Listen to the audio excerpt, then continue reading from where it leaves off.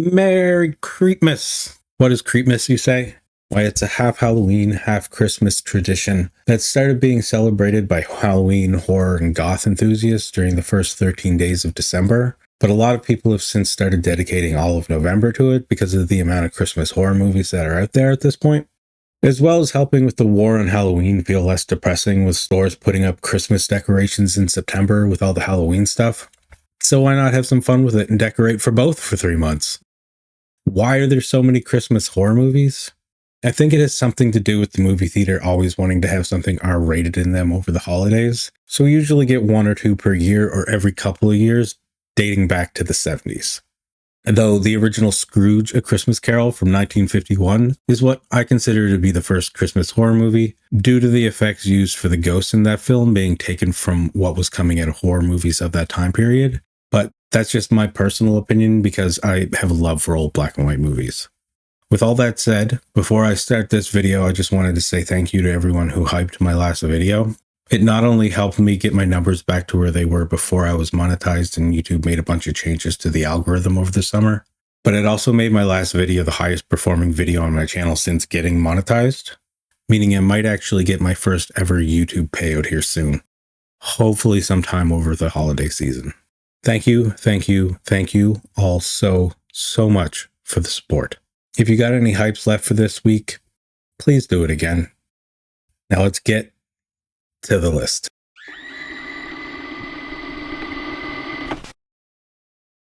I narrowed this list down to 6 movies instead of 5 because they're all streaming on Tubi, and I want to talk about each of them with you this year. 4 of them are horror movies, and 2 of them are just silly, fun B-movies that I love to watch every year or revisit every couple of years. I did make a video like this last year covering my top 10 Christmas horror movies that hasn't changed much since making it and covers the basic necessities for me so well that it's worth going back to watch again if you have not seen it already. I just wanted to let you know that because some of the movies on this list were on that one as well, but now this year you can watch them for free on Tubi. So let's start with the ones that I've never talked about before, and I'll save my personal favorites for last. This first one is kind of a bonus pick or honorable mention, because it doesn't feel very Christmassy for a Christmas horror movie. It's more of a ghost story about a haunted road, and as much as I do like this movie, I don't particularly like to watch it every year because I don't consider it very rewatchable, making it one of those movies that's better the less familiar with it you are. Dead End is a hidden gem Christmas horror movie because it's one of those movies that doesn't have anything holiday related in its name, so it often gets overlooked, forgotten about, and came out back in 2003. It's about a family that takes a wrong turn and gets stuck on a road that doesn't end on their way to Grandma's house for Christmas Eve. So yeah, there's not much to this movie, as a lot of it takes place in a car on a road, making it feel very low budget, which it very much is. But it's not necessarily bad because of that, it's just a really weird movie. But one that is great to add to your Christmas list if you're looking for something different. It's not a perfect film by any means, especially when it comes to the plot and the dialogue where it really shows its age. All of the characters are unlikable, but that kind of works for this movie with how they start fighting with each other and losing their minds along the way. Like if you've ever had a really annoying car ride on Christmas with your family, that's basically what this movie is about. I love when a movie is able to do a lot with very little, and this movie does that, which is why I still like it despite its flaws.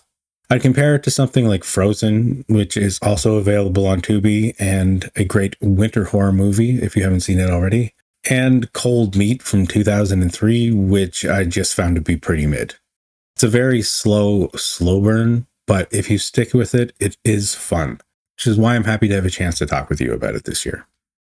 But I'm even more happy to have a chance to talk about this next B movie about a killer snowman. Jack Frost is one of the 2 B movies on this list, and I am so happy to be talking about it. It came out in 1997, which was a really fun era for silly B-rated nonsense, and this movie very much is a lot of that. It feels way more Christmassy with its soundtrack and all the holiday decorations scattered throughout its scenery. It's about a serial killer that comes in contact with a chemical that causes him to melt into the snow after getting in an accident while he's being transported to his execution during a snowstorm. I don't watch this one every year, but I do come back to it every couple years or so. The script and its delivery usually gives me a few laughs in a so bad it's good kind of way, It's just that it's a really campy movie with a bit of slapstick, but overall it's a silly, fun time and not something to take super seriously. It's not my absolute favorite B movie to watch over the holiday season because to me, it does lose some of its impact if you watch it every year, but my number one will be coming up here soon. It does have a great use of practical special effects with a bit of gore, and while it does take some time to get into the good stuff, once it does, it gets pretty ridiculous. It's paced well, the death scenes are even Christmas themed, which makes it even that much more entertaining. There are a few different Jack Frost movies listed on Tubi, but the one you're looking for is from 1997 with this poster. That's the fun one.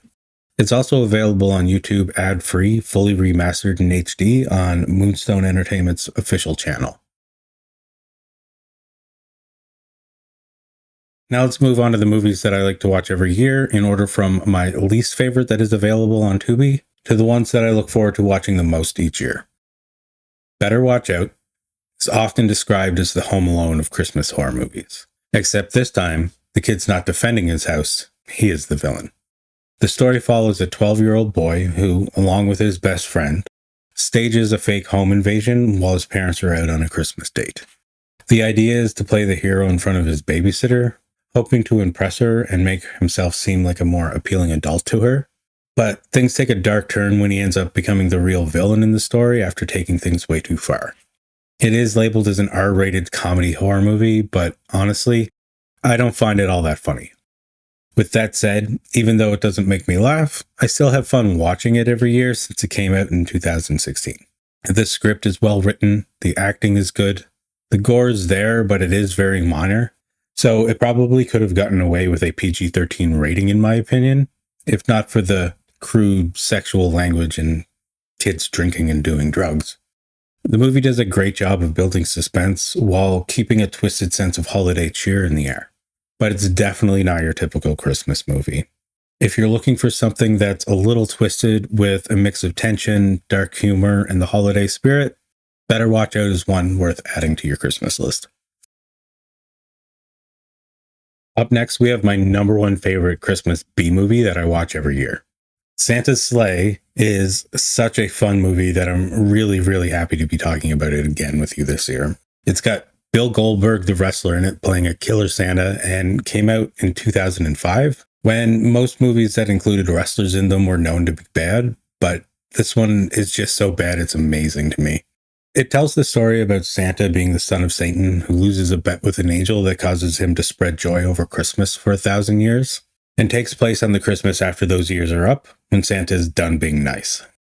From start to finish, this movie is pure over-the-top nonsense. It focuses more on the comedy than the horror, with so many puns that are completely obvious, but somehow, even though I know they are coming, they still make me laugh every year because they are just so good at being so bad at the same time.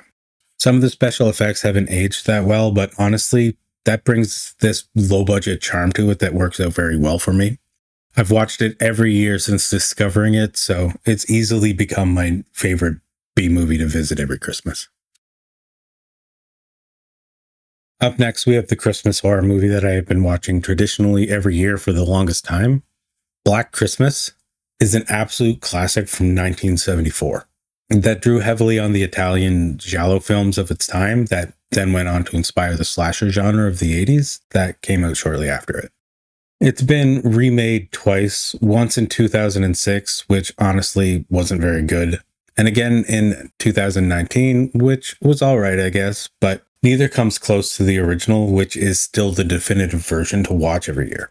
Even though I've been watching this movie for well over a decade, I finally picked up a physical copy of it last year because it's such a perfect horror movie to have around for the holiday season, especially if you like horror from the 70s.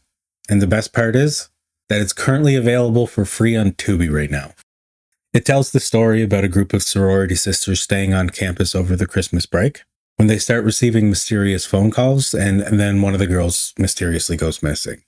It plays out kind of like a murder mystery, but no one realizes that there's been a murder. Everyone's just trying to figure out what's been going on after the missing girl's father shows up to pick her up for the holidays. And lastly, the one movie that I look forward to watching the most every year at this point is P2. which is another hidden gem because it doesn't have anything holiday related in its name. That came out back in 2007. But it is a really good, badass survivor story, similar to something like Ready or Not, which if you're a fan of and have not seen P2 before, then you should definitely be checking this one out. Back in the day, I used to start with this one just to get it out of the way first, but as time has gone on, it just keeps growing on me more and more, and now I find myself looking forward to watching it the most every year because it's really easy to forget just how good this movie is until you rewatch it again. It's a psychological horror movie that gets pretty suspenseful in spots, about a girl who gets stuck in a parking lot during Christmas Eve on her way home to her family after her work closes for the holidays. It is a ride of a movie that I still usually start with, but not to get it out of the way like I used to, but now it's become one of my favorite Christmas horror movies to watch every year. It just still makes for a great starter to your Christmas horror movie marathon.